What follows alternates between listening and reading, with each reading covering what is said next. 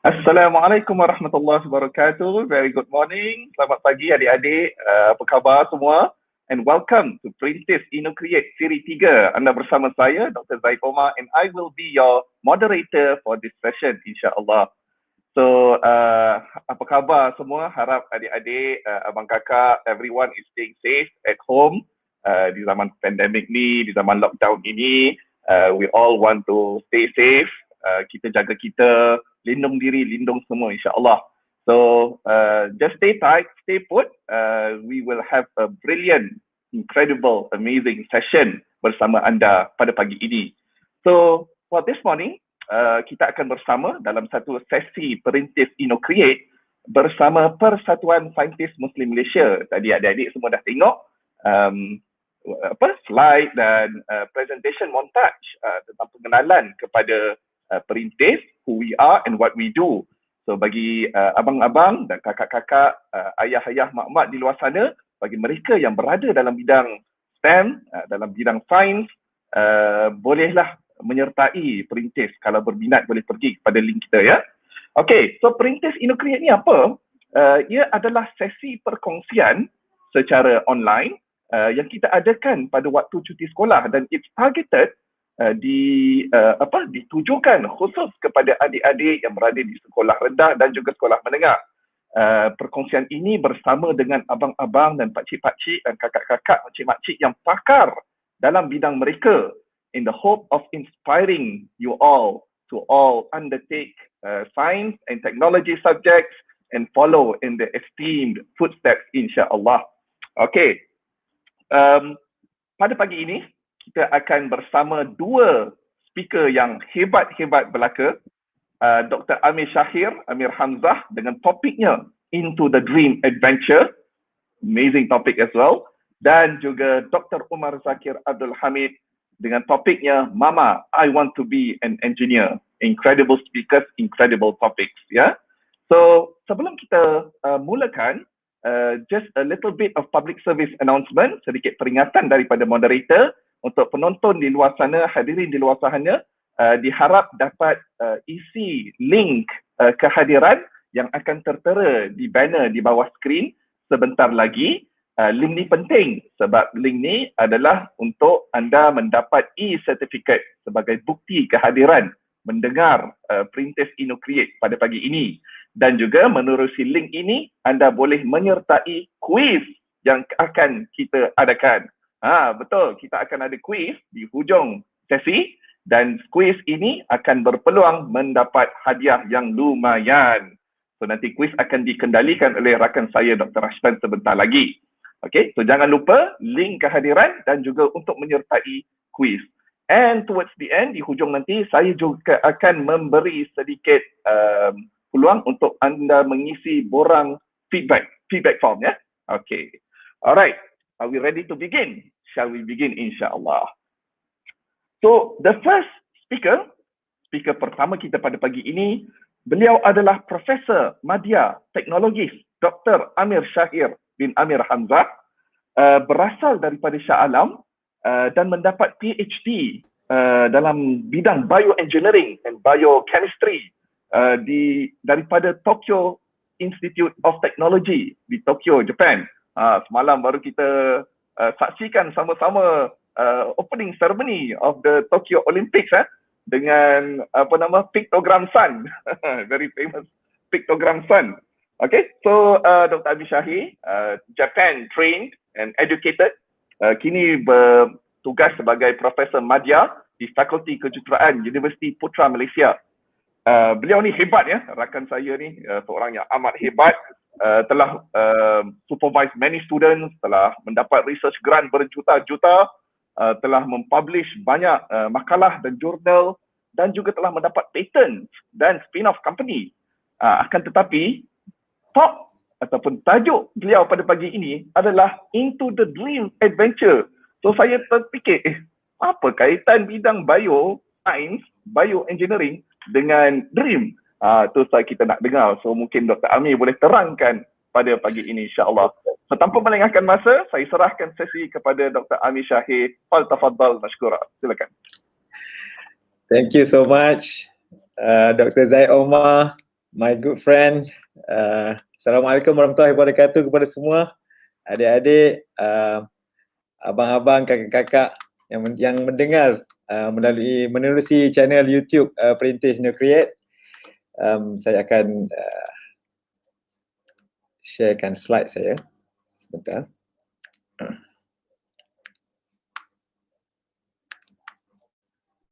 Okay.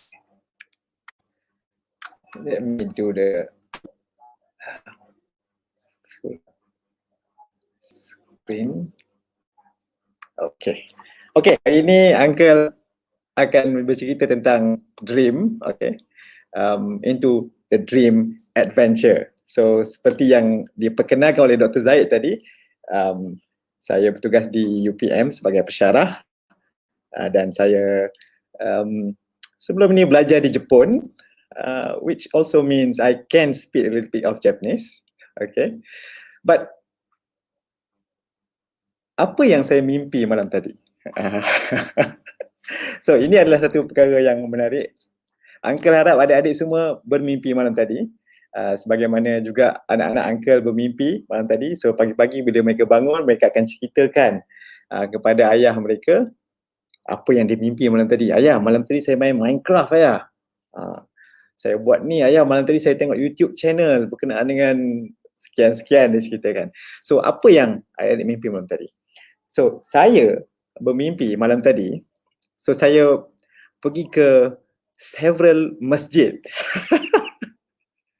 Termasuk juga ada masjid yang saya pergi tu adalah in Japan. So ini adalah salah satu cara ya, kalau ada nak travel, tidak ada kebenaran polis ataupun tidak ada COVID quarantine and so on, tak perlu ada vaksin, kita boleh travel in our dream. Okay, so saya beberapa kali juga pernah travel ke Jepun di dalam mimpi saya. Kadang-kadang balik dan travel balik. Okay, so macam malam tadi saya travel ke beberapa masjid, termasuk ada satu masjid yang saya kemas dan saya melaungkan azan. Bukan sebagai muazzin, tetapi saya macam ajar kanak-kanak. Saya melaungkan azan, full azan daripada Allahu Akbar sampai la ilaha illallah 2 kali. Satu yang version merdu punya, kemudian bila habis yang the first version tu, saya rasa sangat penat dan rasa sakit tekak. Rasa macam, kenapa penat sangat ni? Nak azan yang kali kedua tu, rasa macam penat sangat. Padahal sepatutnya tak rasa macam tu. Kemudian saya azan juga, yang azan yang kedua tu dengan suara yang lebih keras. Okay. Of course, rasa penat lah. Apabila saya maknanya pada pagi ini, apabila saya menceritakan kepada isteri saya, ini mimpi saya, kemudian dia macam boleh interpret apa mimpi saya. Oh, okay, I know, she said. That penat tu adalah kepenatan pada semalam petang yang you mencangkul tanah tu, because you never do that in the evening. Maknanya saya tidak lakukan benda tu. Tetapi petang semalam saya mencangkul dan rasa sangat penat. Saya kata that is the kepenatan. So you can see sometimes mimpi has context in your experience, but it is very little context that sometimes kita tak perasan pun that context. Okay. Sebagai another example of my dream, because you can see down here, I have a dream journal. So every day when I dream, when I wake up, I type my dream. For example, this last night as well, saya bermimpi yang saya tidur selama 3 jam. Okay, because I know the first half of the dream tu is full of non-REM sleep, full of dream sleep that is very good for your health. And then the second half, which is the second 3 hours of your sleep tu, full of REM sleep. So saya bermimpi that process. Okay. So antara yang saya mimpi juga, which is previous night, okay, adalah I saw somebody having an interview. Okay, apabila saya start type, bila saya bangun esok pagi dan saya journal, saya tulis about the dream, saya type, and bila kataan interview tu keluar, baru saya teringat, oh, that I will face an interview soon, this week or like next week or something like that. So sometimes you can see dream has context, Another one. You see in my question here, what is one dream that your parent wish you don't have? Apa mimpi yang mak ayah anda rasa macam jangan mimpi benda tu? Apa jawapan dia? Adalah mimpi adik-adik pergi ke toilet. Kalau boleh jangan mimpi untuk pergi ke toilet, because what happen when you dream of you going to toilet is you will actually do the thing. Okay, you will urinate on your bed. Okay, so okay, 1953. What are two big discoveries that happened in this year of 1953? Nombor satu adalah the discovery of DNA structure. Okay, can anybody guess? Another one? Ini bukan tahun angka lahir, angka lahir 1983, 30 years after that. Okay, another one is the discovery of REM sleep. Okay, iaitu rapid eye movement sleep. So the discovery of REM sleep ni adalah scientists discover REM sleep, which is rapid eye movement sleep, coincide with dream sleep, which means when you dream, okay, it is actually when you are experience the rapid eye movement sleep. So what is rapid eye movement sleep? Is during that time your eye move rapidly. Okay, straightforward. Okay, your eye will move left and right, left and right, left and right, left and right. Okay, during that time, and that is at that time you are dreaming. Okay, so these are the sleep cycle. Okay, generally we have stage 1, 2, and 3. 1 is the transition state between you are being awake and you asleep, and second stage, stage 2 is the a little bit deeper but not the deepest. Okay, meaning that you are already asleep. Okay, and when you go to stage 3 is what you call deep sleep, or sometimes you hear about slow wave sleep. Okay, so it is during this deep sleep that some of the health, not some, a lot of the health benefit that you get. It reset your heart, it clean your brain, and so on, a lot. Okay, it save your memory. But during the REM sleep, so one stage after the third stage, after stage 3 is REM sleep, rapid eye movement, is during this stage that you are dreaming. During deep sleep, they are the quietest moment of the brain. Most part of the brain stay very quiet. Most part of the brain sleep like you are asleep. But when you go to the REM sleep, many part of the brain, majority part of the brain bursts into action. Okay, you can see on the left here, the motor part, the part that controls your activity, the motor part bursts into action, the visual part, the memory part, the outer layer of your brain, the cortex bursts into action, the emotion part, the a little bit middle part of the brain, the language part, yes, pretty much, because last night I dream of I'm making an azan, okay, and sometimes I dream of I'm speaking Japanese. So the language part is activating, and also the current experience part is activating, meaning that you feel like you experience things while you're dreaming, of course. And dreams are often illogical, but you can accept it. Why? Because the CEO of the brain, the captain of the brain, the part that do the thinking of the brain, the part that make decision, make logical decision, this part, okay, sitting right above your eye on the right and left, okay, this is called frontal lobe. This part, despite of other parts being active, this part stay asleep. So it's like in a classroom where the teachers go out of the classroom, and what happened in the classroom? You do crazy things, right? You do a lot of activity. So that is like the analogy of you are dreaming. Okay, so what are the benefits of dreaming? So the benefit of dreaming, so there are many theories about dreaming. Okay, you can understand the dream sleep, the REM sleep is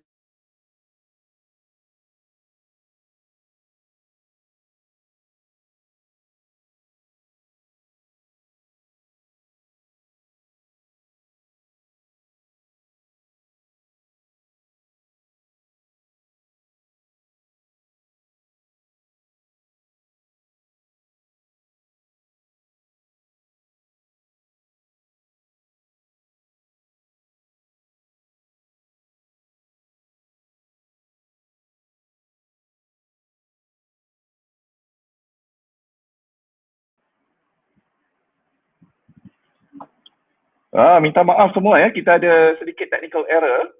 Kita akan cuba perbetulkan. We'll try to rectify this. Please hang tight sebentar ya.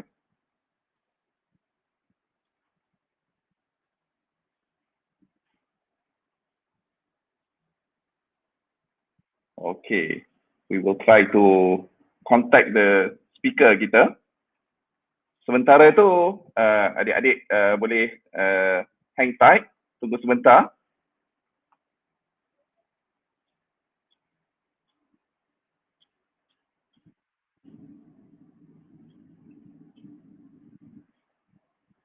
Ya, kalau boleh tengok banner di bawah ya. So, bagi mereka yang berminat lagi nak tahu tentang Persatuan Saintis Muslim Malaysia, boleh pergi ke link kami, ke website kami. Dan juga jangan lupa adik-adik, abang-abang, kakak-kakak untuk isi link pendaftaran, link kehadiran. So, if you want the e-certificate for today's session, sila isi link kehadiran, link pendaftaran. Dan menerusi link tu juga, anda semua boleh boleh join the quiz yang kita akan adakan di hujung nanti. Jangan lupa join quiz sebab hadiah-hadiah lumayan menanti anda.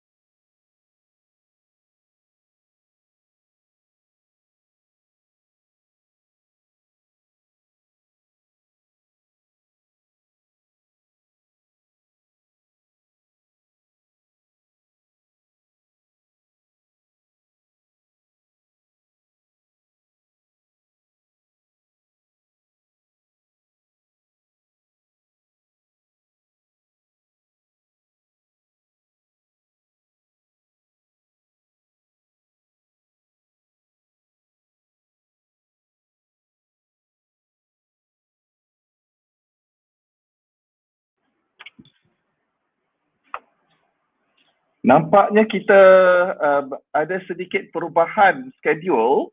Dr. Amir menghadapi sedikit masalah teknikal. So I think we will try to reach out to him after this. But in the meanwhile, we will we will switch with Dr. Umar, Zakir, Abdul, Hamid terus ya. It seems like Dr. Umar is ready. And kalau adik-adik, if you're okay with this, let us kita continue dengan presentation Dr. Umar ya. Okay, so Dr. Umar, boleh kita mulakan ya? Boleh. Alright, so our next speaker, introducing our second speaker of this session, insyaAllah it is Dr. Umar Zakir Abdul Hamid, seorang pakar dalam bidang autonomous vehicle ataupun self-driving car yang beliau sekarang ni interestingly is based in Finland. Wow, Finland dekat jauh sana tu. Pukul berapa sekarang Dr. Umar kat sana? Sekarang pukul 5.23. Kalau nak teruskan apa topik Dr. Amir tadi, saya sedang bermimpi lagi. Menarik. So harapnya terbangun daripada mimpi dan bersedia untuk berkongsi ya. InsyaAllah satu jihad yang besar lah untuk follow Malaysian time. Okay, so Dr. Umar dapat PhD beliau daripada Universiti Teknologi Malaysia, UTM. He was also the recipient of the Finnish Engineering Award in 2020. And he is currently leading a team of engineers working on autonomous vehicle di sebuah syarikat di Finland. Dr. Umar juga banyak menerima jemputan sebagai guest speaker dan keynote speaker dalam pelbagai talks dan conferences di serata dunia. Dan beliau juga sangat aktif dalam bidang autonomous engineering ataupun autonomous vehicle standards. So tanpa melengahkan masa, Dr. Umar dengan topiknya, Mama, I want to be an engineer. Faltafaddal mashkura. Silakan. Okay, insyaAllah. Assalamualaikum. Boleh dengar. Okay, yang pertamanya terima kasih kepada Perintis kerana mengundang saya. Yang keduanya, saya berada kat sini bukan untuk bercerita tentang autonomous vehicle dan sebagainya. Kalau nak tahu boleh Google. Googlekan nama saya pun boleh juga. Tapi saya lebih kepada nak bercerita sebagai perspektif seorang mentor kepada mentee ataupun protege. So, saya akan sharekan slide saya.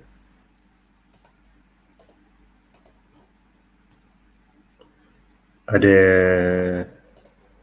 nampak slide? No. Nampak slide? Nampak, insyaAllah. So basically, Mama, I want to be an engineer. Kan? Dialog cuti sekolah So basically, semua orang nak jadi engineer kan? Apa nama engineer antara pekerjaan yang cool lah. Kalau masa sekolah ni kan. Tapi soalannya macam mana, dan tak semua orang ada privilege untuk tahu apa tu engineer Sebabnya kalau ayah kita ataupun parents kita engineer, mungkin kita ada privilege. Tapi untuk kebanyakan orang, dia orang tak ada privilege tu. Dan engineer pada hakikatnya seperti mana doktor, seperti mana lawyer, accountant dan sebagainya adalah pekerjaan yang hakikatnya masih lagi banyak didambakan lah.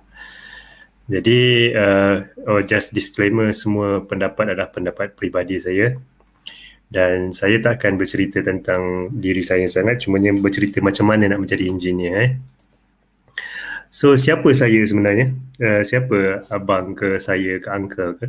So saya sama seperti para pelajar yang sedang menonton video ni. Sama, saya start daripada Malaysia kan, tak ada apa yang luar biasa. Dan mungkin yang sedang menonton ni lebih hebat daripada saya, sebabnya masa saya dulu tiada internet kan, tiada Facebook kan. Tapi sekarang ada internet, ada Facebook, ada Google. In fact, tengah tengok, dengar cakap daripada online kan. So berbeza. Dan siapa saya sedikit lagi adalah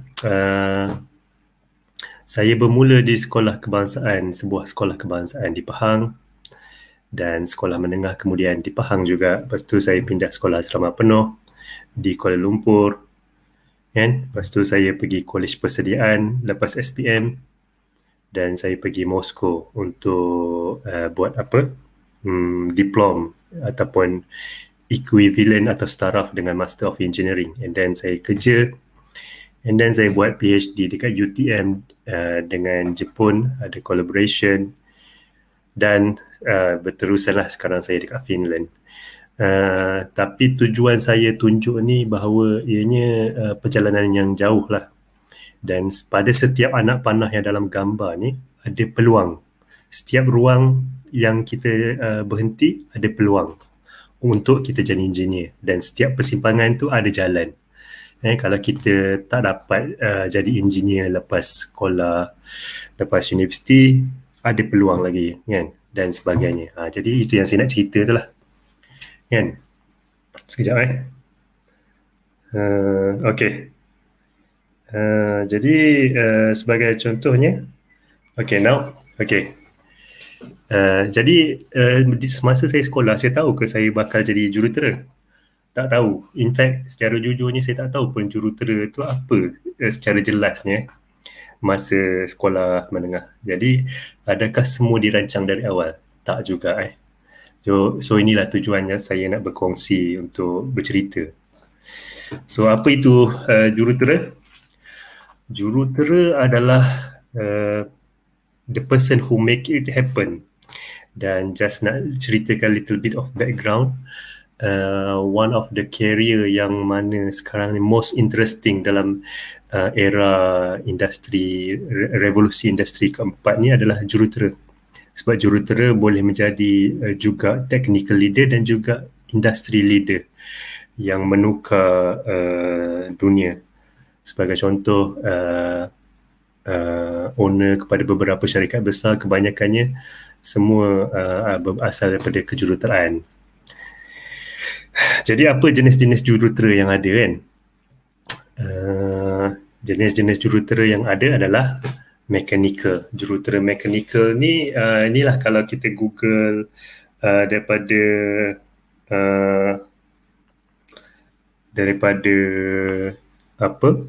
Google, ini gambaran yang ada tentang jurutera mechanical. Jadi secara bahasa kasarnya, kalau nak menjadi jurutera mechanical, subjek yang perlu dikuasai adalah fizik, matematik, dan kerjaya berkaitan adalah automotive, aviation. Dia lebih kepada membuat mechanical, design, hardware, those kind of thing. Macam ni yang 3D CAD. Jadi yang kedua ni adalah jurutera elektrik dan elektronik kan, EE orang panggil. Ini contoh ini macam oversimplification. So antaranya peluang kerja adalah kerja dengan processor, embedded system, platform kan. Dan juga kalau kat sekolah subjek yang perlu dikuasai adalah fizik, matematik, dan kerjaya pun banyak kan. Dan kimia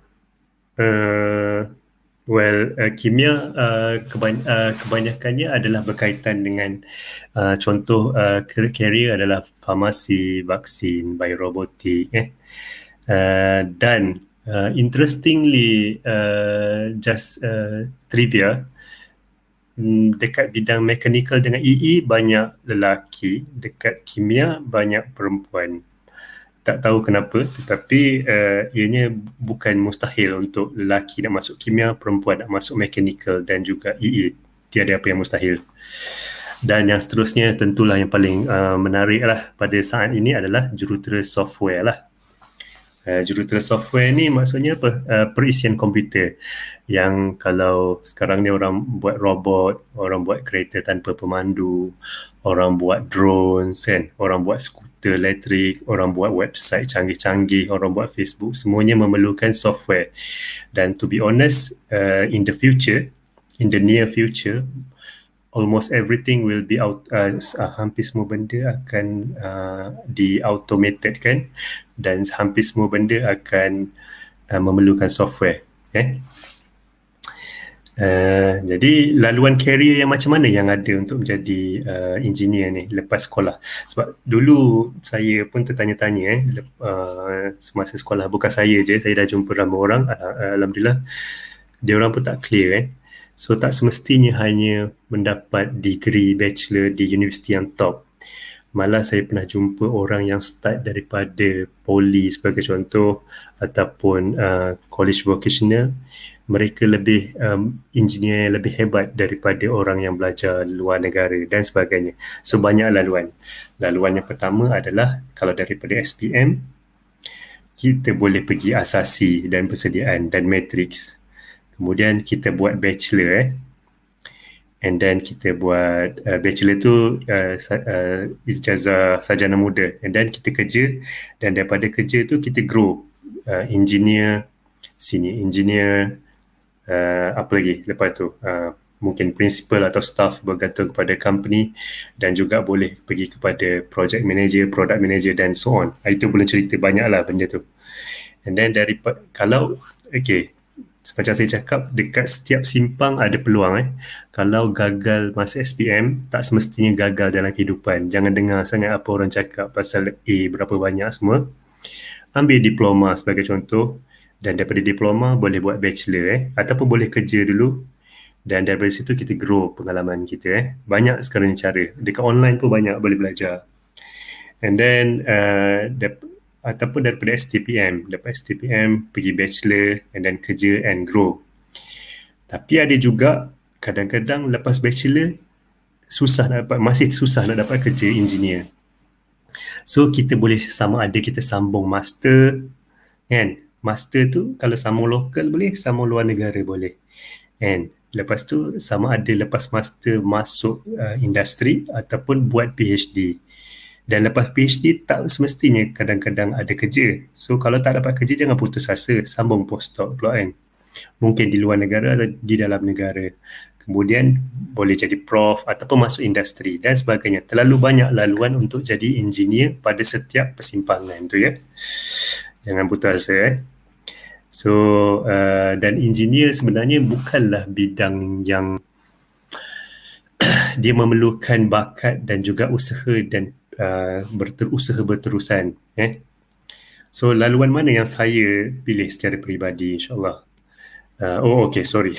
Laluan yang saya pilih adalah lepas daripada Moskow, saya kerja sekejap, kemudian saya buat PhD.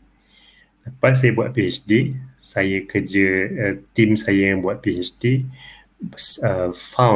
kita orang set up satu team yang joint collaboration dengan Singapore. And then lepas tu saya pergi Finland untuk kerja dekat company ni. Kemudian saya jadi senior engineer and then saya jadi team lead dan jadi product owner and so on. So basically saya ambil laluan yang agak berbeza sebabnya saya masuk PhD dulu. Tapi mana-mana laluan boleh saya buka kepada Q&A nantilah. And then portfolio untuk motivasi, kalau siapa-siapa nak tengok boleh tengok website saya untuk dapat motivasi. Dan saya baru tulis satu buku tentang autonomous vehicle juga. So boleh tengok kat sana sebagai motivasi kepada adik-adik di sana. Dan pada akhirnya saya nak pasang satu video. Tak tahulah boleh dengar suara ke tak. Ada dengar suara ke?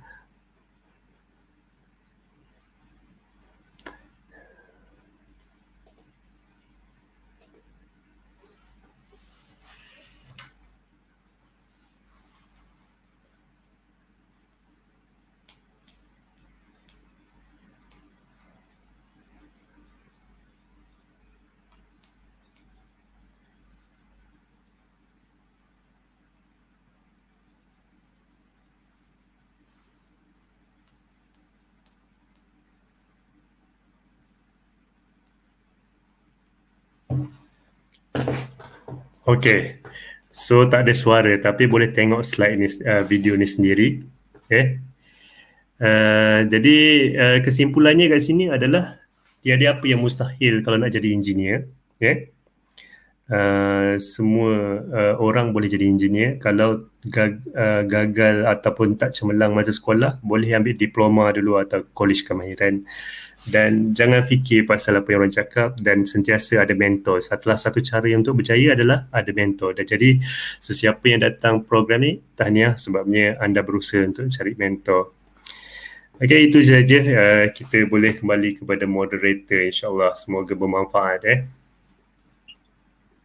Okey, itu dia pembentangan dan perkongsian daripada Dr. Umar kita, daripada Pak Cik Umar, Abang Umar.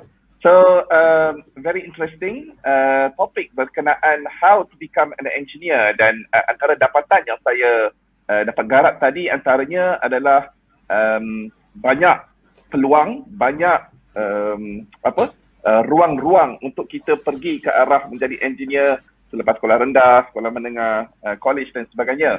Dan juga gagal sekali tidak bermakna gagal selama-lamanya. So that is always a second and third chance for us to succeed, insyaAllah. Dan Dr. Umar sendiri adalah embodiment kepada seorang yang telah berjaya daripada jurutera, ada pengalaman bekerja, buat PhD, doktor dan kini bekerja di Finland. So adik-adik, if you want to follow in his footsteps. Okay, so kita pergi sekarang ke sesi Q&A. Ada beberapa soalan ya. So boleh tengok di depan. Adik Mugan Raj ada bertanya, adakah saintis sama dengan software engineer? Dr. Umar. Okay, hi Mugan Raj. Saintis, so basically saintis ni kalau biasanya adalah orang yang ada PhD ataupun kadang-kadang ada master pun dipanggil saintis. So saintis boleh jadi software engineer dan juga boleh jadi tak. Tapi di masa depan kalau katakan nak buat mechanical, nak buat robot, nak buat chemical, hampir semua bidang memerlukan kemahiran software. So di masa depan software engineering adalah perlu. Boleh cakap macam itulah, insyaAllah. Okey. Soalan seterusnya daripada adik Syafiqah. Adakah benar peluang pekerjaan untuk engineer semakin kurang atau lebih kepada tiada sekarang?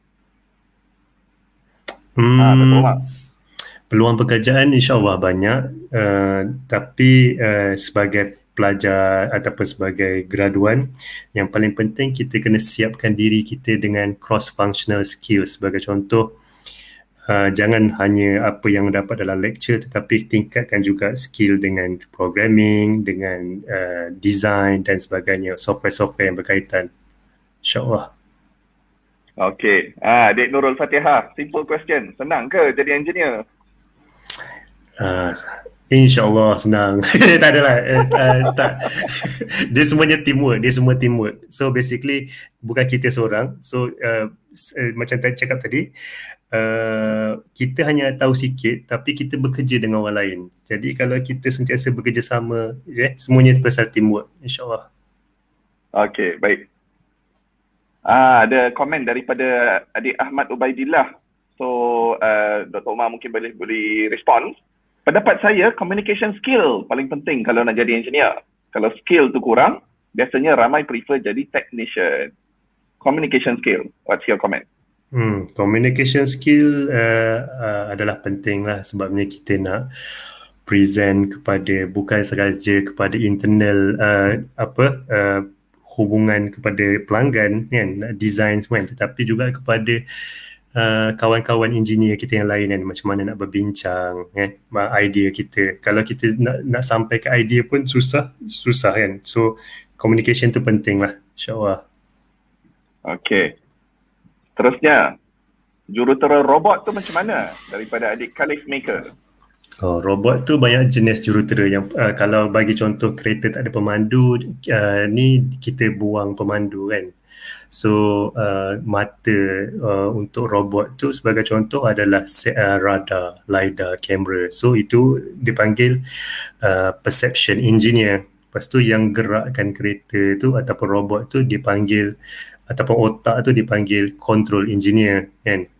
Dan juga mapping dipanggil awareness, kesedaran kat mana kita kan. So banyak, semua bidang ada kat situ, insyaAllah. Betul. Adik Nadim, apa aktiviti atau persediaan sejari sekolah rendah untuk menjadi engineer? Soalan bagus Nadim. So basically hidup ni saya macam abang punya pengalaman, abang tak tahu pun abang nak jadi engineer masa sekolah menengah. Sebab jadi dekat setiap persimpangan tu sentiasa cari peluang. Kalau rasa minat, teruskan je. Teruskan. Okey, baik. Adik Zul Hafiz, biasa okey. Kalau abang ni, biasa kerja abang ni kerja macam mana dan bidang apa? So maybe can you tell us a little bit more about your work? Okey, abang kerja sebagai jurutera. Sekarang ni bukan jurutera, abang kerja. So bawah abang alhamdulillah sekarang ni ada 12 orang jurutera robotik. Ada yang ada PhD, ada yang ada master dan degree. So diorang buat software untuk bahagian kontrol kawalan kepada robot tu. Maksudnya otak kepada robot lah. Nak pergi mana, kalau kereta tak ada pemandu tu nak pergi mana, ikut ke kanan ke kiri ke, kalau ada orang kena brake. So abang punya kerja adalah sebagai pengurus diorang dan juga design, arkitek diorang panggil. Dalam engineering pun ada arkitek sebenarnya.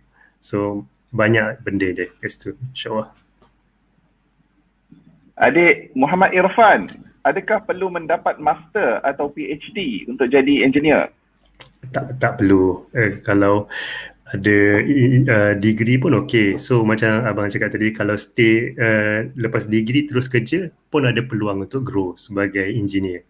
So bergantung kepada apa yang kita nak. Kalau nak sambung kepada R&D, boleh sambung master dengan PhD, insyaAllah. Kalau minat. Kalau tak minat, jangan buat. Adik Aisyah ni dia mungkin very junior nak tanya bachelor tu apa? Bachelor tu bukan orang belum kahwin bachelor degree.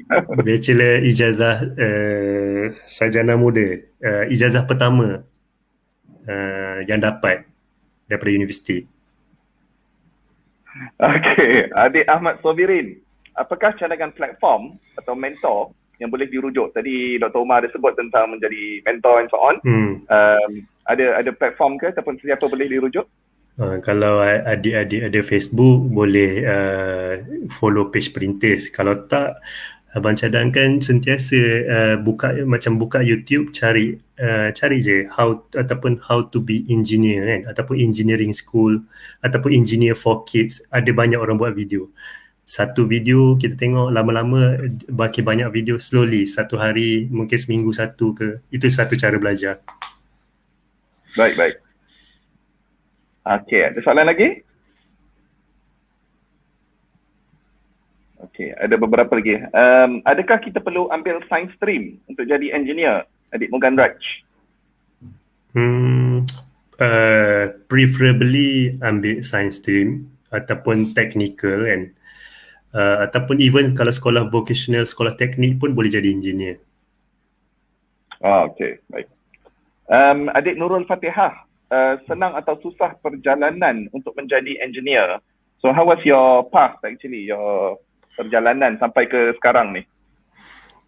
Perjalanan tu, perkara yang adik-adik perlu ingat bahawa hidup ni setiap masa kita akan diuji lah kan, dekat setiap saat tu So perjalanan tu tak mudah, tapi yang pentingnya kita kena berusaha, bertawakal, berdoa dan jangan putus asa. Kalau rasa susah, minta tolong, tanya orang Okey, baik. Adik Zul Hafiz, biasa kalau kerja abang ni, umur berapa boleh pencen? Dr. Umar ada plan untuk pencen ke? Bila? Ke mana? Adik Zul Hafiz, jangan fikir pasal pencen. Kita masih muda. Dia kata saja je nak tanya. Tak. Gurau je. Tapi pencen tak tahulah. Tak pasti. InsyaAllah. Saya ada soalan dari WhatsApp pula. Apakah subjek-subjek yang perlu diambil kalau dari sekolah menengah untuk nak prepare yourself towards engineering? So what subject should you excel at ataupun patut ambil stream apa dan sebagainya? Boleh jadi sebagai contoh fizik kan, Fizik, okay. Ataupun apa lagi, chemical, maths, chemistry, maths, and then itulah kot. Mungkin fizik dengan maths lah yang paling penting untuk kebanyakan engineering, dan chemical to some extent. Soalan tambahan, pada pandangan Dr. Umar, English tu penting tak untuk bidang engineering ni? English penting, dan kalau cara nak mantapkan penguasaan bahasa English kita adalah masing-masing ada smartphone lah, abang yakin. Try amalkan baca Wikipedia kan. Wikipedia. Dan, try translate perkataan-perkataan tu, insyaAllah. Right. Kita boleh ikut soalan terakhir ni daripada adik Marhan Nabila. Jadi engineer ni apa kebaikan dan apa yang best about your job? So what do you love about your job and what benefit does your job bring actually? Dia punya kebaikan banyak. Macam abang, alhamdulillah abang berada di depan teknologi tu, di depan sekali sekarang ni kan. So satu dunia tengah menyaksikan perubahan, so abang dapat tengok teknologi yang baru lah. So benda ni kalau kita buat betul-betul, insyaAllah dapat pahala juga kan. Dapat tengok orang gunakan pergi hospital ke sebagai contoh kan. Dapat orang sakit boleh naik ambulans kalau jurutera kereta. Jadi banyak kebaikan dia. Apa yang best adalah setiap hari penuh dengan cabaran lah, insyaAllah. Okay, terbaik. So setakat situ sesi kita bersama Dr. Umar. Thank you so much, terima kasih banyak Dr. Umar atas perkongsian telah diberikan, amanat-amanat, mutiara-mutiara ilmu dan hikmah yang telah diperturunkan pada adik-adik, moga menjadi bermanfaat kepada mereka dan menjadi inspirasi kepada mereka untuk undertake engineering, undertake science, teknologi dalam future dan career masing-masing lah, insyaAllah. So Dr. Omar, thank you so much. Jangan lupa adik-adik semua, kita akan ada quiz yang berkenaan dengan tajuk-tajuk dan isi-isi yang telah diberikan oleh Dr. Omar tadi. So please stay tuned, insyaAllah. Okay, so seperti mana yang kami janjikan, Dr. Amir tadi tergendala sebentar, terhenti sebentar presentation beliau. So we have him back now and we are raring to go. Tak sabar nak menyambung perkongsian Dr. Amir Syahir. So tanpa melengahkan masa, saya serahkan kepada Dr. Amir. Silakan Dr. Okay, thank you so much. Dr. Zaid, rupanya tadi saya cakap seorang-seorang sampai ke hujung sesi, baru saya sedar rupanya ada disconnection. Okay, so let's continue. I think in this slide, okay, so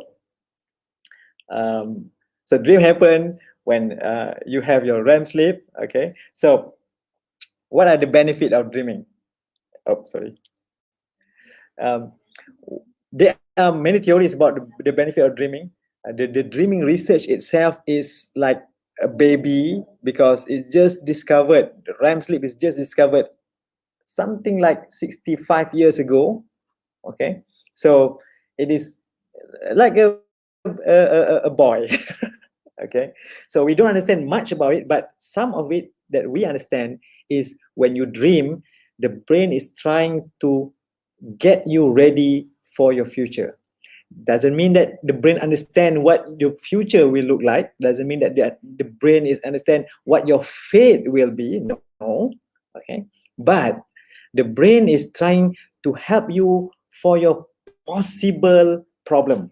For example, like I said just now, I was facing an interview next week, for example. So the brain is like, oh, what is this interview? Okay, so let's find him a solution for it. Okay, so I dream somebody is being interviewed. Okay, of course I didn't know that is the context. Okay, but when I generally dream, oh, I remember I am facing interview next week, something like that. Okay, so the brain is trying to, if you have a problem before you go to sleep, okay, you sort of like have a problem, you're thinking in your mind before you go to sleep, there is likely that you will get some solution for that problem. Okay, so it's good, like go to sleep with some kind of engineering problem. Okay. Okay, let's go to sleep tonight with an engineering problem, mathematical problem, any problem.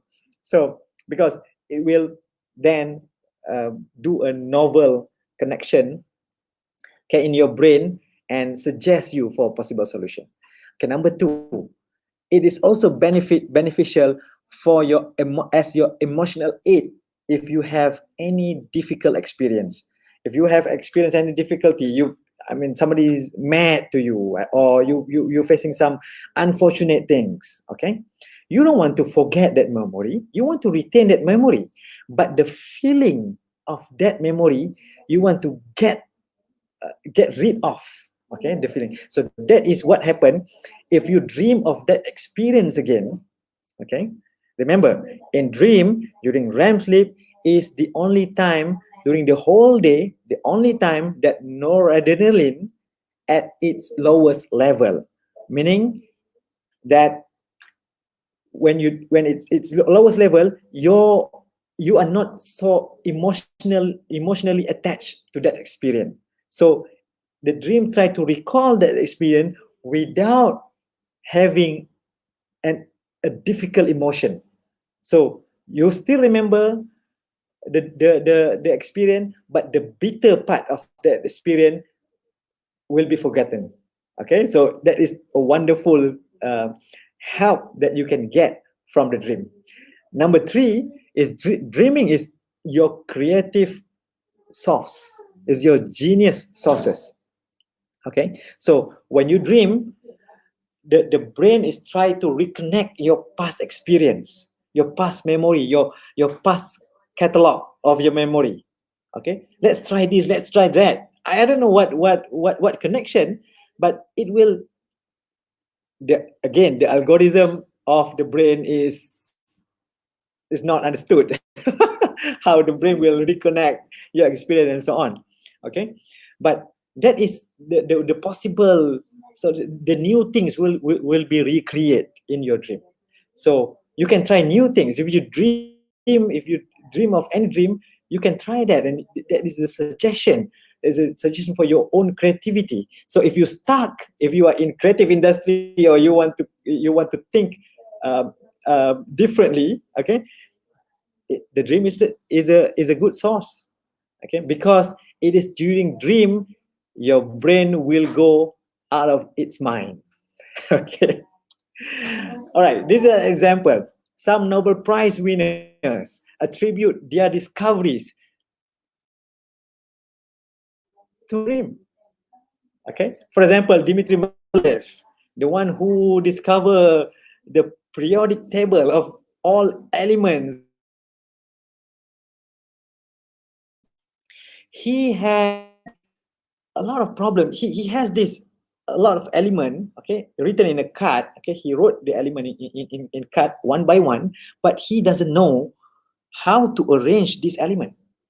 And when he dream of this element is fall into a table, so when he wake up, he said, oh, how about arranging this element in a table? And there your periodic table. Okay. Number 2, calculate, another Nobel Prize winner, dreaming about eating its own tail. What does this mean?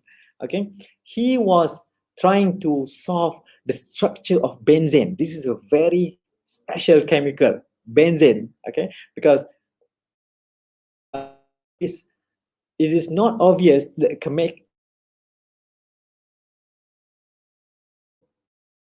chemical formula that,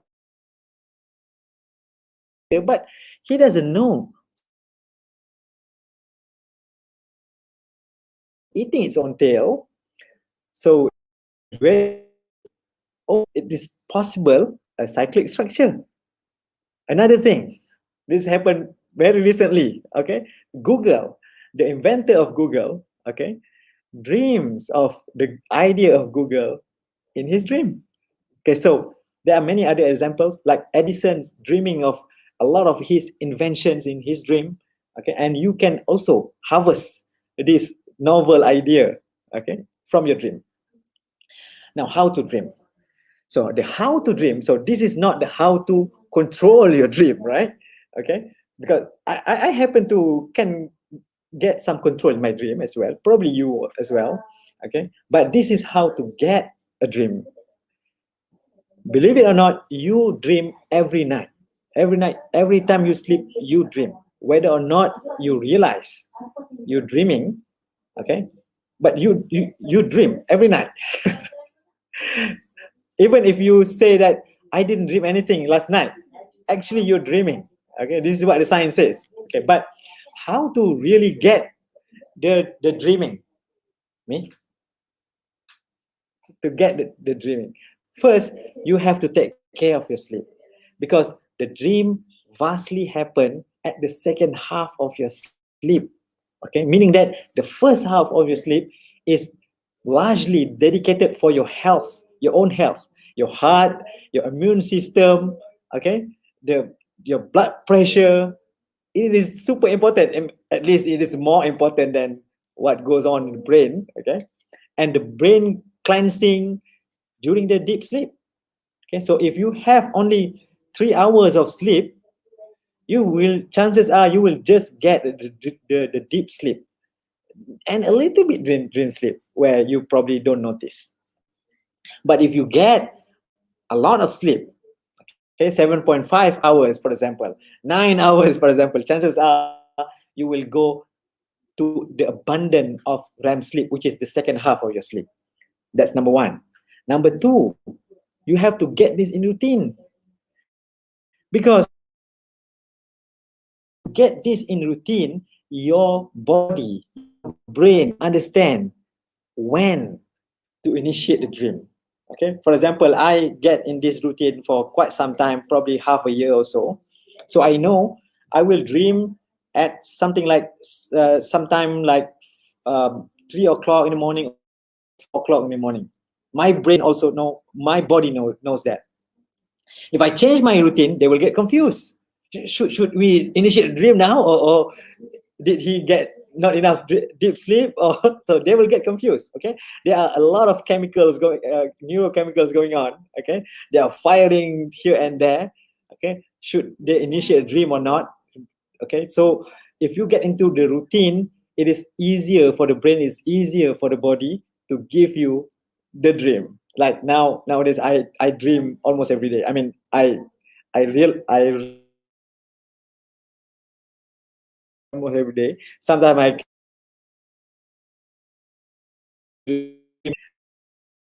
interesting. And the third that you have to do is get your bedroom or your bed only for sleep. Okay, don't watch your phone on the bed. No Netflix on the bed. No Twitter or YouTube. Or the bedroom. Okay, put it outside the bedroom, because the bedroom or your bed is just for sleep. That way, the body and the brain will be reprogrammed, and the brain will know that bed is only for sleep. Like your dinner table, for example, your eating table. Okay, is you go there only for eat. Okay, like the toilet, you only go there to do your things. Okay, so this is the same concept. The bedroom, the bed is only for sleep. Okay, finally, where can you find me online? You can, if you have a Twitter account, you can follow me at @AmirShahir19. Okay, or you can also at Jom Borak Tidur. These are UPM students. Sleep and dreaming. So, Dr. Zaid, so much. Okay, thank you so much, Dr. Amir, for that very interesting talk. Very interesting Am I topic. online now? Or Yes, we can hear you. Thank you so much, Dr. Amir, for that wonderful talk about dreaming. Tak sangka saya tidur ataupun mimpi pun ada so much studies and so much science that goes into it. Very, very interesting. Okay, Dr. Amir, sekarang kita move on kepada sesi Q&A. So ada banyak soalan daripada peserta di sini, daripada hadirin. Mari kita tengok satu persatu dan kita boleh pick sedikit. Aisyah Balkis bertanya, kita boleh mimpi yang sama ke? Can we dream the same things twice? Ataupun yes, can two person we can. And can two person dream the same thing? That is unlikely. Okay, 2%, because dreams are individual, unlikely. But you can dream the same thing, okay, in different night, or at the same night you can also dream the same thing. Okay, so you boleh dream same thing. Nurul Fatihah bertanya, boleh ke kita mimpi main game? Yes, boleh. Kita mimpi main, then we can actually play. Yeah. Ataupun macam ni kot, boleh ke kita kawal mimpi kita? Yes, we can. Can we choose what to dream? You can try. It is not easy, okay, but you can try. I happen to get control of my dream, meaning that when somebody chase me in my dream, okay, so saya akan okay, kita lagi laju macam Sonic contohnya kan. So saya akan terus lagi laju. I can sometimes fly in my dream. I can change some color of clothes in my dream. So it can, you can do that. Yeah, it's possible. Boleh kita dream kita makan KFC? Boleh. Kalau kita nak apa-apa yang kita nak, just petik jari macam keluar macam tu. I cannot control dream in such way, meaning that I cannot control what dream I have. Okay, I think we cannot control you cannot control what dream you have, but you can control your condition in that dream. I think. Your response in that dream. Oh, interesting. Yes, your response. Yes.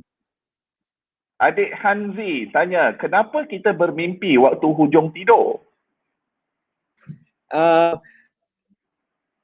Kita tak faham sepenuhnya berkenaan dengan perkara ni, tetapi most likely our brain and body try to prioritize our health first.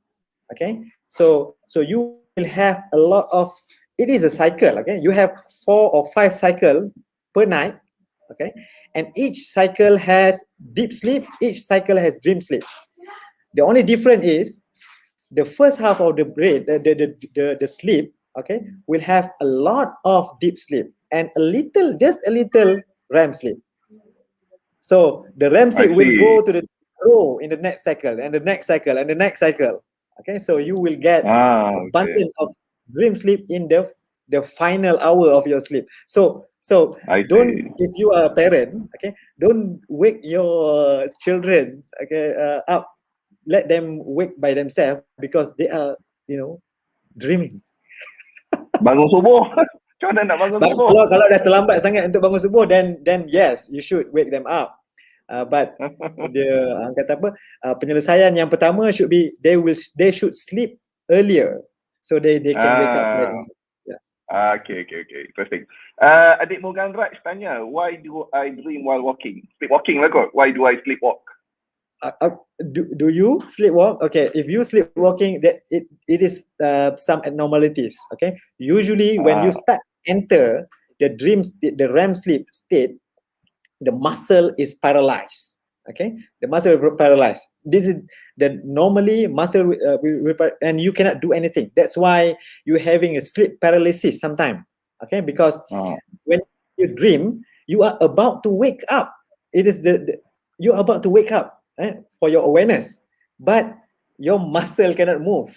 Okay, so sometimes kita rasa macam kita kena tindih ke, or in the Western they're dreaming of they're being adopted by FO or something like that. Okay, because they cannot move. Okay, they're dreaming something, they cannot move. Okay, usually it's like that. Okay, interesting. Saya scroll down sikit. So ada beberapa soalan berkenaan mimpi, tapi dia boleh predict the future. So contohnya M. Likma tanya, kalau kita mimpi satu benda, tiba-tiba dia berlaku pada masa hadapan. Maksudnya apa, kita peramal masa depan ke? I cannot answer this question. Benda ni mungkin happen kalau it's like something yang diberikan oleh Allah Subhanahu Wa Taala. Okay, it is possible. Contohnya macam Nabi Ibrahim, dia bermimpi dia sembelih Nabi Ismail. Okay, that is like things that you experience but in the future. So one of the yang lebih normal adalah, okay, the dream to get us ready for the future, meaning that this is possible things that happen, dia akan test. If you experience this, what should you do? Something like that. Okay. Yeah. Okay. Berkenaan dengan mimpi, kenapa bila kita bangun, kita akan lupa mimpi tu, padahal mimpi tu baru. Ya. Ramai juga yang bertanya soalan ni, tapi mungkin sebab apabila kita bermimpi tu, we actually experience things. Okay, like we are awake. Okay, maksudnya kita experience macam tadi saya kata, bila kita bermimpi tu, information from cortex, the outer layer of the brain tu go into the hippocampus, which is your experience brain. Okay, your daily experience brain. Itu yang berlaku. Tetapi kemungkinan wallahualam, saya tidak begitu mendalam tentang perkara ni, tapi kemungkinan the information from all of your sense, macam benda yang mana from your eye, from your nose, itu dia maklumat tu tak masuk melalui situ. Jadi dia macam something in the brain go into the brain je, macam tu. Jadi kemungkinan dia macam shallow experience, something like that. That's why when you wake up, you sort of either just remember a little bit or just forget the dream. Okay, interesting. Mengigau pula macam mana? Mengigau sama dengan sleepwalking lah ya? Ya, sama macam sleepwalking. So sepatutnya all the voluntary muscle akan paralyze semasa tidur. So bila kata mengigau tu is some probably abnormal stress or something like that happen, so you you get that state lah, mengigau ataupun sleepwalking. Okay. Alright. Ahmad Sabirin ada bertanya tentang lucid dream. Konsep lucid dream ni. Lucid dream is dreaming that you can control yourself in the dream. Okay. Again, not Macam Dr. Amir lah what tadi. you should dream, tapi you can control. Tapi lucid dream ni memang boleh. I mean, you can practice. One way of practice of getting a lucid dream is you try to recall what you dreaming last night. So you try to recall and you do this every day. Sometimes it may get into a lucid dream. Yang Dr. Amir tadi sebut, Dr. Amir adalah lucid dream ya? Yang tadi you can control je. I lucid dreamer jugalah. Maknanya I can control, but I cannot do this like every time. Okay. Khalif ada bertanya, macam mana kita mimpi waktu tidur, tapi waktu bangun kita tak mimpi. So apa beza, our pemikiran ataupun imej-imej yang dalam mimpi dan di luar mimpi? Betul, Amir? Saya tak faham soalan ni, macam mana? Maksudnya mimpi memang happen pada waktu tidur.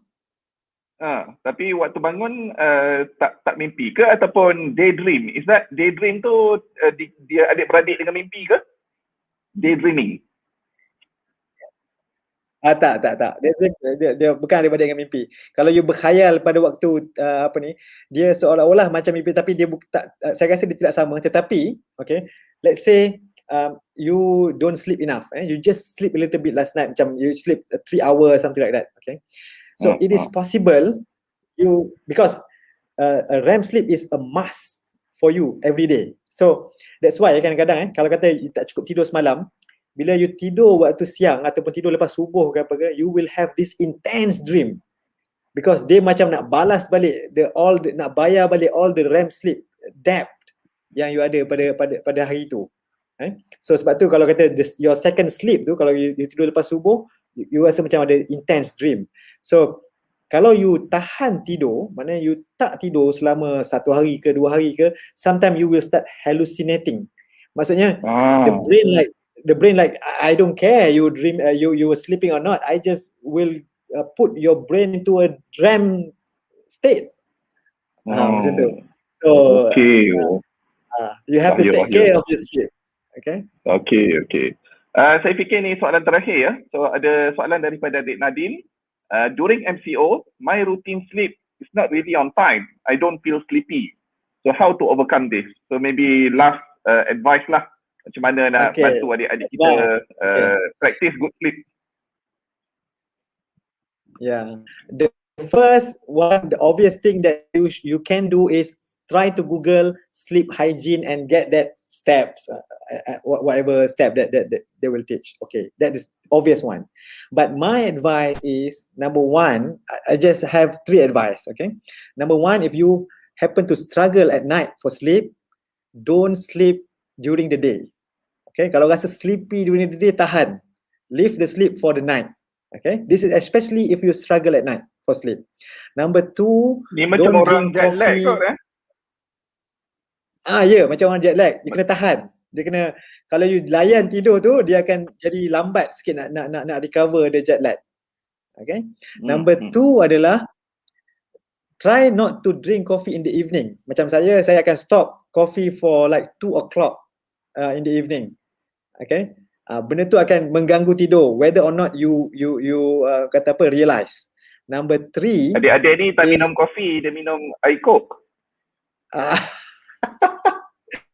Try to avoid sugary juga as well, especially during your dinner. Okay. Number 3 adalah try to make bedroom only for sleep. Okay. And if you want to bonus, okay, if you want to have a good sleep every day, if you wish to have good sleep every day, make it your routine. Go to bed at the same time and wake up at the same time. Okay, that's all. Thank you so much. Menarik. So thank you so much Dr. Amir for that wonderful, fantastic, amazing talk. Banyak benefit, manfaat, ilmu baru yang kita dapat semuanya adik-adik. So semoga bermanfaat lah for your practice, for your daily life, insyaAllah, to get a better quality sleep and a better quality life overall, insyaAllah. So thank you so much, Dr. Amir, for your time. Thank you for your presentation. Alright, adik-adik semua, it is quiz time bersama dengan saudara saya, Dr. Rashdan Saad. So Dr. Rashdan akan take over dan akan introduce tentang sesi ataupun slot quiz ini. Dipersilakan Dr. Rashdan.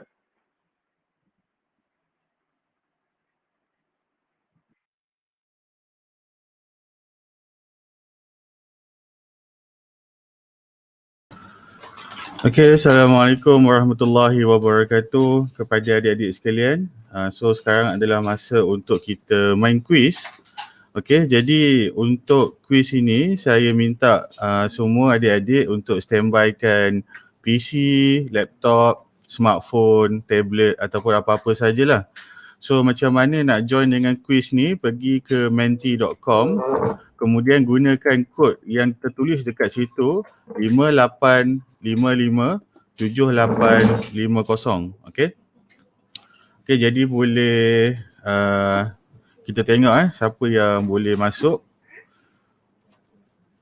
Okay, dan pastikan menggunakan nickname yang telah didaftarkan dalam borang pendaftaran yang diberikan. Okay, jadi kita ingatkan semua, kalau ada yang join quiz tapi tak daftar, tapi dia menang pula, jadi kita tak dapat nak hubungilah kalau ada adik-adik yang menang sebab tak ada nombor telefon, tak ada email kan.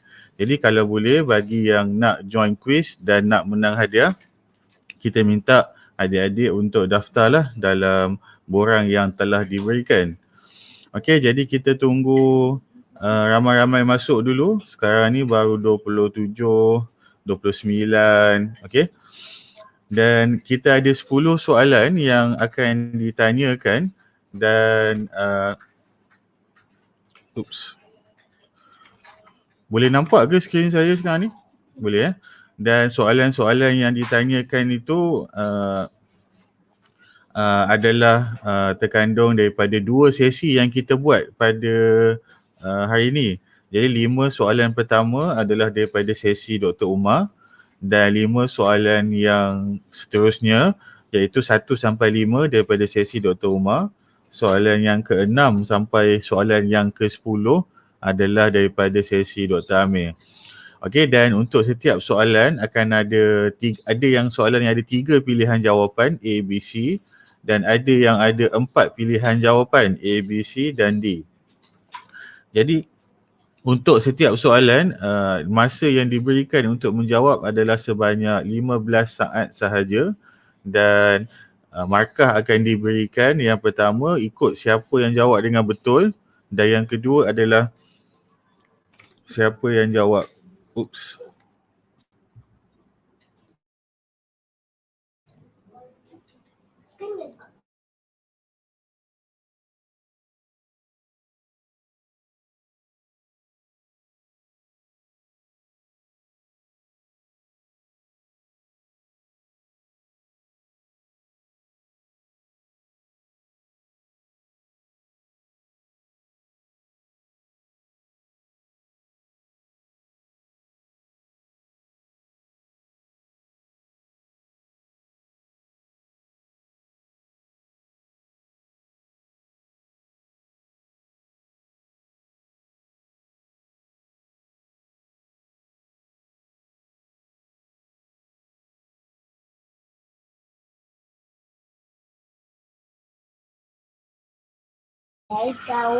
Okey, kita bagi sedikit masa lagi.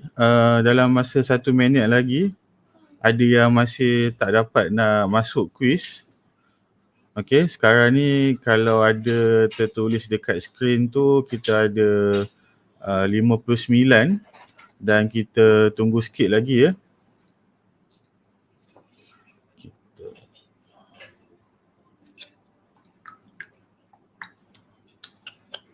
Okey, sekarang ada 60. Alright. Okey, jadi rasanya kita boleh mula . Okey, bersedia dengan telefon masing-masing. Ingat soalan akan dipaparkan di skrin dan jawapan boleh dipilih di dalam telefon masing-masing. Okey, kita tengok soalan-soalannya.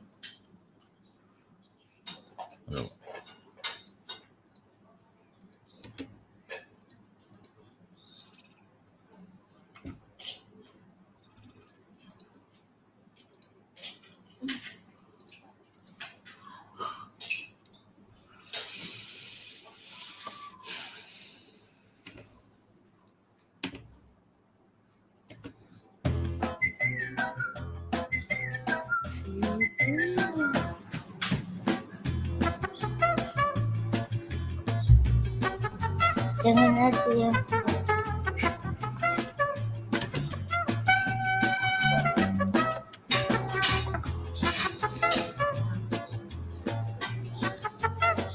Apakah pengertian yang paling hampir kepada jurutera ataupun engineer? A. Merawat pesakit di hospital, mereka dan membina bangunan dan teknologi baru, ataupun yang ketiga, mengira keuangan syarikat. Okay. So pilih jawapan di telefon. Okey, jadi ramai yang menjawab B mereka dan membina bangunan dan teknologi baru.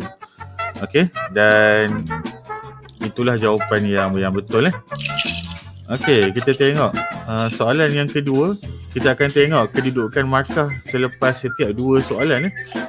Okey. Oops. Sorry. Yep. Ini belum lagi. Okey, kita tengok soalan yang kedua.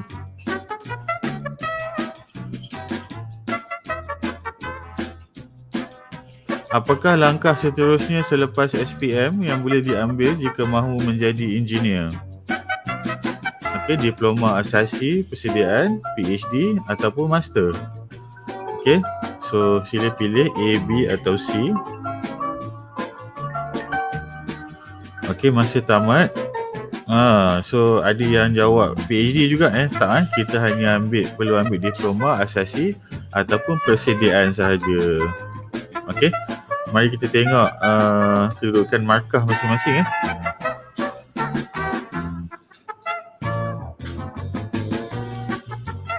Okey. Jadi kita tengok kedudukan yang pertama venture, yang kedua maverick, kemudian Hamzah. Okey. Okey, kita move on to the next question. Soalan yang ketiga.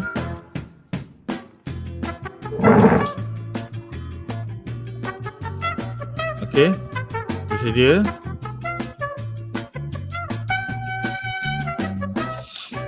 Apakah yang dilakukan oleh seorang jurutera mechanical?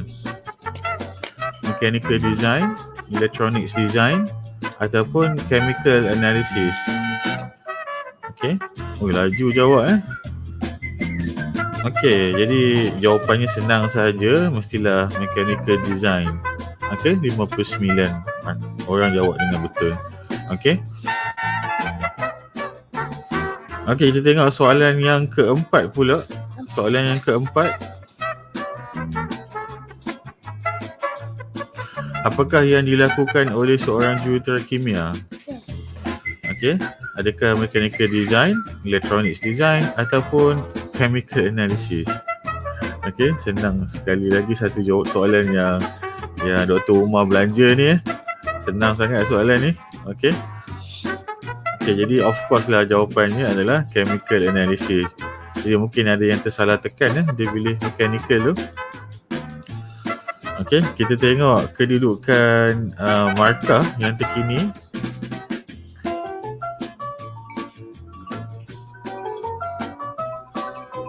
Okey.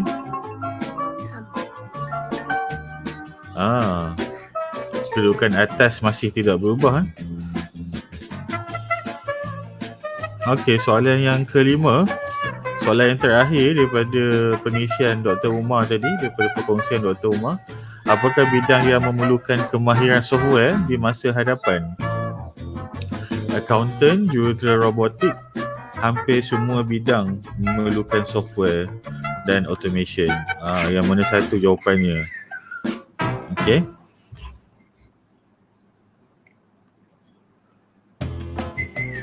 Okey, jadi jawapannya yang betul adalah hampir semua bidang memerlukan software dan automation.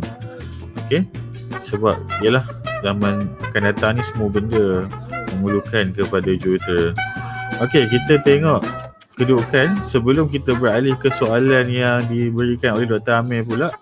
So masih bencher nombor 1. Bencher Syafiqah dengan Soprino. Okey, kita tengok soalan yang ke-6. Yang akan mendapat hadiah adalah 5 orang pemenang teratas ya. Okey, soalan yang ke-6 daripada yang ke-10. Daripada 10 soalan. What is one dream that your mom and dad wish you not to have? Kalau boleh, mak ayah tak nak kita mimpi yang ni. Dreaming of yourself going to the toilet. You dream big. You dream at playing Minecraft. You dream of doing something you are afraid of. Mana satu? Of course tak nak kita mimpi pergi toilet ya. Sebab kalau mimpi pergi toilet nanti kemungkinan akan basahlah tilam dan katil tu. Okey, soalan yang ke-7.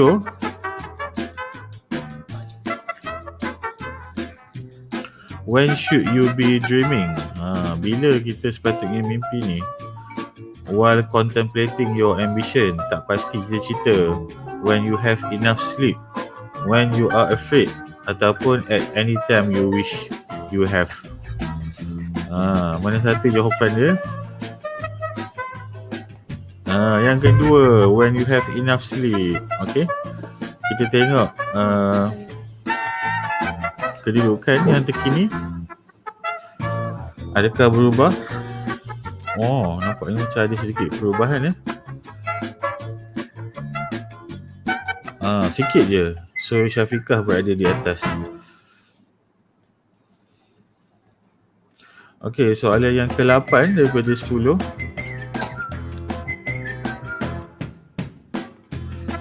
What does dream try to tell you? Apakah yang cuba disampaikan oleh mimpi kepada kita?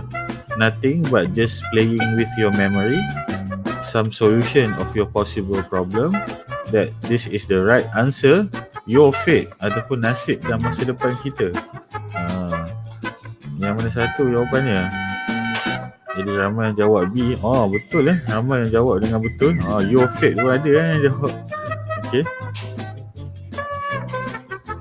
Kemudian kita tengok soalan yang ke-9. Soalan second last.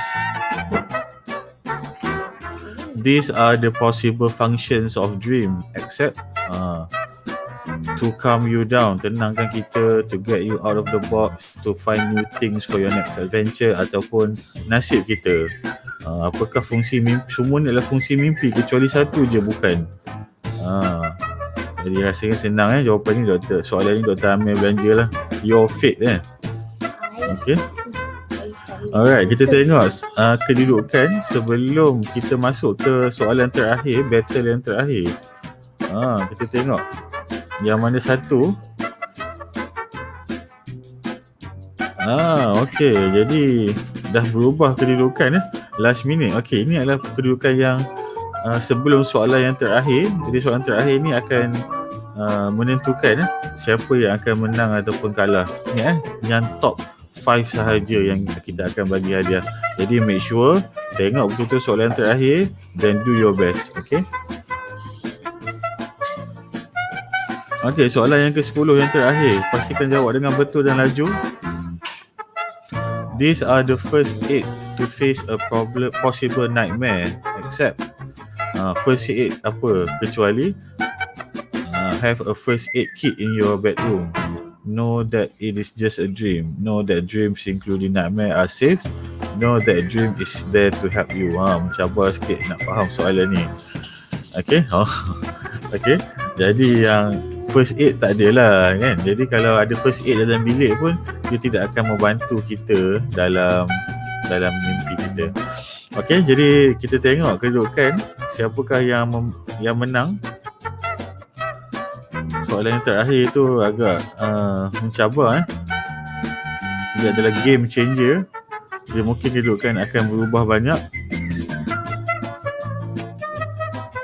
Okey, jadi tempat pertama dimenangi oleh Ais. Okey, kemudian Soleh, Kamalia, Erdina, Akilah dengan Rozal. Okey, jadi tahniah kepada semua yang menang dan juga yang menyertai kuis. Jadi saya serahkan kembali kepada Dr. Zaid. Okey. Okay. Baik, terima kasih Dr. Rashdan. Thank you for hosting a very fun quiz session. Dan tahniah kepada semua pemenang. Soalan-soalan yang menarik dan juga menambah ilmu kita lah bila nanti kita dapat tahu lebih banyak tentang engineering dan juga tentang tidur. So again, congratulations to all winners. Tapi I think all the participants, they are all winners already, insyaAllah. Okay, so we have come to the end of our session. Sekali lagi saya ingin mengucapkan terima kasih kepada kedua-dua speaker kita, Dr. Amir Syahir dan juga Dr. Umar for their wonderful talks and the sharing session. Dan juga terima kasih kepada adik-adik, abang kakak, semua yang hadir dan menonton sesi kita ini dan memberi sokongan. InsyaAllah, it has been a very fun, it has been a very lively session dengan ramai peserta, banyak soalan yang ditanya, insyaAllah ya. Jangan lupa adik-adik dan semua untuk mengisi borang feedback yang akan tertera di bawah ataupun di komen nanti. Borang feedback ni penting untuk kami, para organisers, untuk mendapat maklum balas, respons tentang how we conducted this session, and insyaAllah we can improve in future events. Talking about the future, insyaAllah in the future, Perintis, we will come up with more events, more programs, activities untuk adik-adik semua. Fun talks macam ini nantikan dengan speakers-speakers yang lebih ramai dan lebih canggih dan lebih hebat lagi ya, insyaAllah. So itu saja daripada saya. Aku qauli hadza wa astaghfirullahalazim. Segala yang baik daripada Allah Subhanahu wa taala, yang buruk daripada kelemahan diri kita sendiri. Till next time adik-adik, insyaAllah. Assalamualaikum warahmatullahi wabarakatuh. Jangan lupa feedback form ya adik-adik.